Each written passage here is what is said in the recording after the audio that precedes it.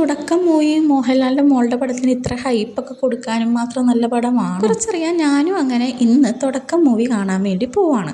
ആദ്യം ഞാൻ തിയേറ്ററിലെത്തി. അത് കഴിഞ്ഞ് എൻ്റെ 2 ബ്രദേഴ്സും എത്തി. ആളെൻ്റെ ചെറിയ അനിയനാണെങ്കിലും കണ്ടാൽ വലിയ അനിയനായിട്ടേ തോന്നുള്ളൂ. അങ്ങനെ ഇടതും വലുതുമായി ബ്രദേഴ്സിനെയുമായി ഞാൻ പടം കാണാനിരുന്നു. ഇവനാണെങ്കിൽ ഏത് പടമാണെന്ന് പോലും അറിയാൻ പാടില്ല. പടം സ്റ്റാർട്ട് ചെയ്ത് ഇനി പടത്തിനെ കുറിച്ച് പറയുകയാണെങ്കിൽ വില്ലനൊരു രക്ഷയില്ല കേട്ടോ.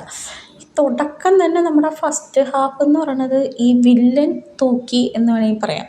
കാരണം ആ വില്ലൻ്റെ ആ ഒരു സീൻ സത്യം പറഞ്ഞു കഴിഞ്ഞാൽ ഭയങ്കര അടിപൊളിയായിട്ട് വില്ലൻ അഭിനയിച്ചിട്ട് തകർക്കുമായിരുന്നു ഫസ്റ്റ് ഹാഫ് എന്ന് പറഞ്ഞാൽ. അങ്ങനെ ആ ഒരു ഇൻ്റർവെല്ലിൻ്റെ സമയമൊക്കെ എത്താറായപ്പോൾ തന്നെ നമുക്ക് വളരെ ഇൻട്രസ്റ്റിംഗ് ആയിട്ടുള്ളൊരു പോയിന്റിലാണ് നമുക്ക് ഈ ഇൻ്റർവെല്ലൊക്കെ ഈ പടം എത്തിച്ച് നിൽക്കുന്നത് തന്നെ.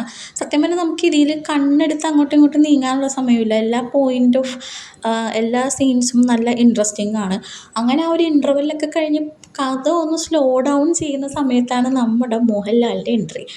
ആ സമയത്തൊക്കെ തിയേറ്റർ കുലുങ്ങുമായിരുന്നു. നമ്മുടെ മോഹൻലാൽ പടം ഒന്ന് ഉഷാറാക്കിയിട്ട് പോയി എന്ന് തന്നെ പറയാം. അത് കഴിഞ്ഞിട്ട് ഉണ്ടാവുന്ന ആ ഒരു സീനൊക്കെ നല്ല രസമായിരുന്നു. പടം നല്ല ഫ്ലോയിൽ തന്നെയാണ് പോയിക്കൊണ്ടിരിക്കുന്നത്. സത്യം പറഞ്ഞാൽ തുടക്കം തൊട്ട് അവസാനം വരെ നമുക്ക് ഇൻട്രസ്റ്റിംഗ് ആണ് പടം. ഒരു ബോറിംഗ് എന്ന് പറയാനുള്ള ഒരു ഘട്ടമൊന്നും എനിക്ക് അങ്ങനെ തോന്നിയില്ലായിരുന്നു. ഓവറോൾ പടം നല്ല രസമാണ്. മോഹൻലാലിൻ്റെ മോളുടെ അഭിനയവും സത്യം പറഞ്ഞാൽ നമുക്ക് എടുത്തൊക്കെ പറയാം. കാരണം നല്ല നൈസായിട്ട് തന്നെ പുള്ളിക്കാരി അഭിനയിച്ചിട്ടുണ്ട്.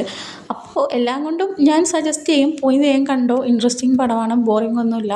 തുടക്കം തൊട്ട് അവസാനം വരെ കണ്ടു കഴിഞ്ഞാൽ ഞാനും എൻ്റെ ഇളയ ബ്രദറും കൂടി ഊബറിന് പോകാനുള്ള പ്ലാനിൽ ഇറങ്ങി. ഞങ്ങൾ പടം കണ്ടത് കവിത തിയേറ്ററിൽ. അങ്ങനെ പടമൊക്കെ കണ്ടു കഴിഞ്ഞാൽ നേരെ വീട്ടിലോട്ട് വിടാനുള്ള പ്ലാനിൽ ഇങ്ങനെ ഇരിക്കുവാണ്.